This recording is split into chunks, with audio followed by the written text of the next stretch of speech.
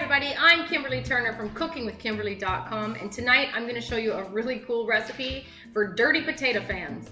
And I know you're probably wondering, what do you mean dirty potatoes? Well, these are dirty potatoes, and it's an actual variety of potato, and they come particularly dirty because they've got this really flaky sort of skin on the outside of them. See that? You see that?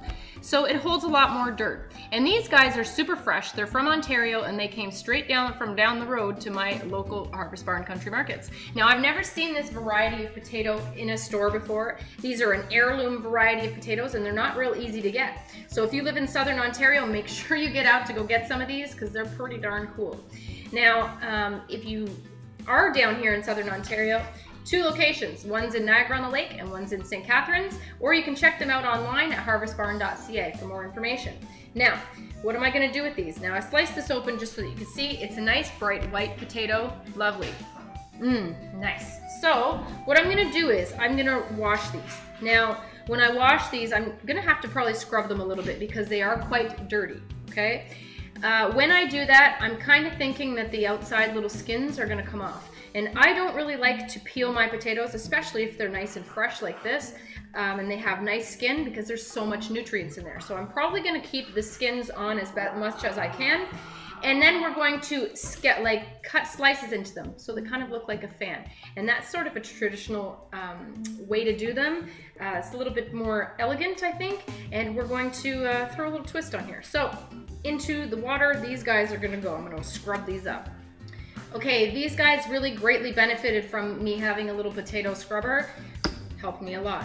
And when I did scrub it, most of that outside skin came off and a lot of dirt actually did come off. I could see a great difference in color. See the diff?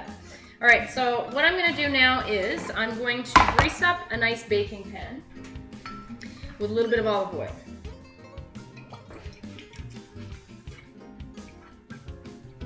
Set that aside for a second. Now, what I'm going to do now is I'm going to take these potatoes and what I'm going to do is I'm going to slice into them at intervals, okay? I'm going to leave maybe, I don't know, 1/4 of an inch between each one, and what it's going to do is going to create a fan effect. I'm going to get one of these big ones to show you easily. Okay, so you don't want to cut all the way through to the bottom. You want to leave at least ½ an inch, I would say, at the bottom intact. But I'm going to slice in 1/4 inch intervals. All right, so use a nice sharp knife. Go slow if you need to. You don't have to be a hero here. You want to make sure you don't slice all the way through. This is the whole point. Now, it's going to create this gorgeous fan effect.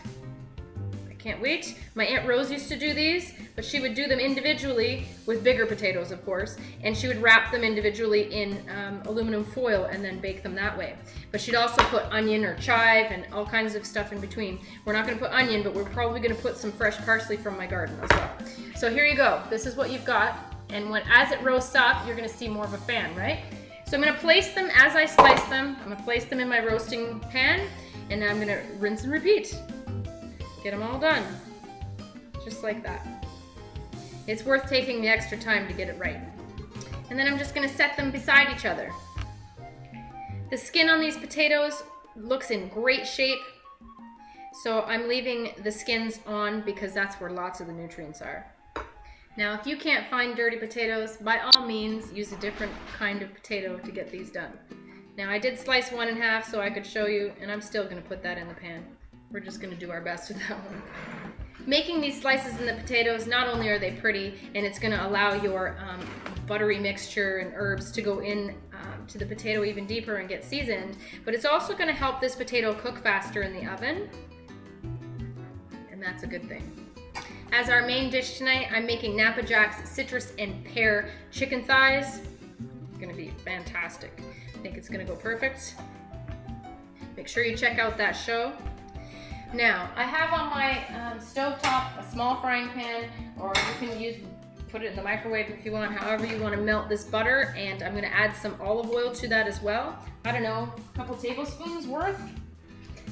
Now, adding the olive oil increases the smoke point just a little bit because I am going to be roasting these for an extended period of time, and I don't want that butter to burn before my potatoes are done. About a tablespoon of olive oil. Now I'm going to crack up some black pepper. If you wanted to at this point, you can go ahead and mince up some onion or crush up some garlic and put that in with your butter mixture. Now I'm just going to spread these slightly, ever so slightly, because I'm going to use a brush to get this mixture in here. Okay, I want to season these potatoes a little bit, and then we're going to douse them with that great flavor. Okay, using one hand, sort of fanning it, each potato, get a little bit of pepper in there. Using freshly cracked pepper really gives a really fresh flavor. More intense flavor of pepper. I love pepper. Don't be too rough with these guys because you don't want to break them open. But you do just want to get that flavor in. Now into my butter mixture, I'm going to add a little bit of this wild parsley that I have in my garden. Break off some of the little leaves. Now the flowers also have really nice flavor as well, but I'm going to hold off on those today. Keep your stalks, S-T-A-L-K-S, for use in future stocks, S-T-O-C-K-S, when you're making soups or stews. Okay, this butter is melted and the herbs are heated through, so I'm just going to use a basting brush and I'm going to douse these guys with this butter. Okay, get all inside those nooks and crannies. You're going to be happy, happy, happy. If you want to, you can add some more salt. We try not to cook with too much salt over here, but add salt if you want to. I am using salted butter tonight, so we already do have some salt going on. Again, be gentle with them, don't break them, but get that butter in there. If you want to hit these guys up with some cayenne pepper, that's always a great choice. Using one of these silicone brushes makes this really easy work. If you don't have one of these brushes, make sure you check out our store at shop.cookingwithkimberly.com and pick you up some because they are really handy. I use them every single day. Now I'm just going to drizzle the rest of this over top. Now my oven is preheated at 350 degrees because that's what I'm finishing my chicken on. So these are going to go in with my chicken. These are going to take at least 30-40 minutes and we'll see you then. Probably halfway through I'll show you. Fabulous. These potatoes have been going for about 25 minutes now, and I'm going to baste them with the butter and olive oil that's in the bottom. But I do want to show you, as they roast up, the fans start opening up a little bit, and they are extremely beautiful. Can't wait to show you. Look at how they're opening up. Can you see that? Aren't they awesome? Anyhow, they smell fantastic, and we're just going to baste again the tops. And some of that butter and olive oil is going to go inside those potatoes too. These are going to be really good alongside our main dish. Now I'm just going to test them for doneness. Opening up with the fan shape, that's really going to decrease your cooking time. So I'm going to be very careful, and I just want to test to see if they're knife tender, and they're not. They're still a little crunchy. So they're going back in the oven, probably another 20 minutes I would say. Okay? All right, I believe these potatoes are probably done. They look perfect. Let's test them. Oh yes, they're done. All right, take a look at these. They're so pretty. Now, if you're looking for just something a little bit different for dinner, that's a really cool way to do it. Kids love these because they just look cool, man. You can also add all kinds of different things. Like I said, you could add onion, you could add garlic, you could even put cheese in there if you wanted to. Smoked paprika is a beautiful topping because it has that gorgeous color, but you don't have to. All right, so I'm gonna serve this up on my plate.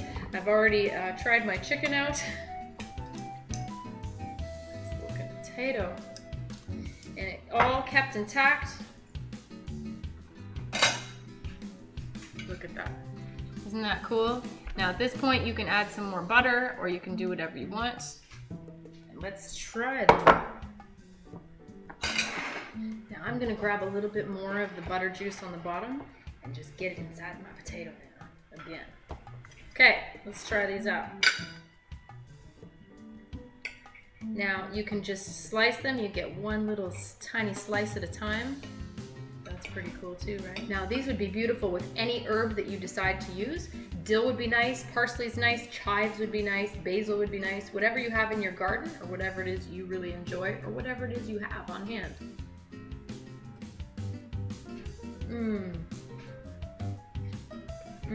These dirty potatoes, they hold their shape nicely. They're nice and firm potato. And the skin is delicious. Those little outside pieces. And I love that you can just slice off one little slice at a time. Very, very cool. These are really delicious. They're easy to do. They look really impressive. You could use them for entertaining. Excellent.